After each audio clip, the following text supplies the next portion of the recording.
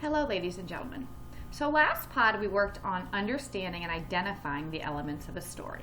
At this point in time, I think we're ready as a class to go ahead and apply them to the stories that we're reading to show a higher level of understanding.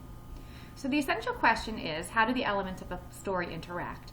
And by the end of this lesson, you should be able to not only identify all 5 elements of a story, but actually start thinking about how these elements of a story appear in the gift of the Magi. There are 5 elements of a story: setting, character, conflict, plot, and theme. As you read the gift of the Magi, I highly recommend note-taking. As you read the story, think about the plot and the parts of a plot. Think about the characters, state who they are, and how they interact. Think through the conflict, think through the theme, and identify the setting.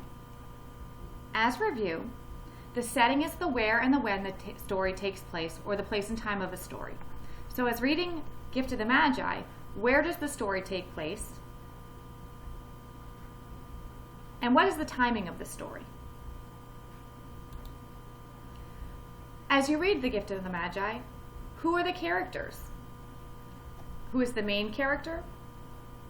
Is there an antagonist? Is there a protagonist? And how do the characters interact? What about the conflict in the Gift of the Magi?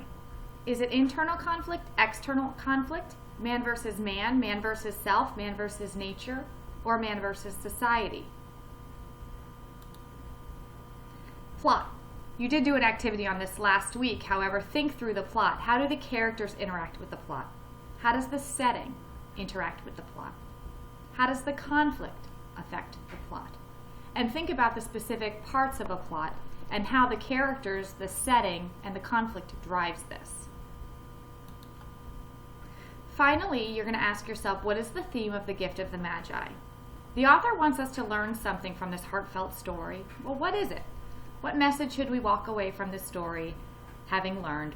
Or what can we appreciate more about general universal truth that we've learned from reading this story? So take this knowledge and apply it to your assignment for the week. And if you have any questions, please let me know.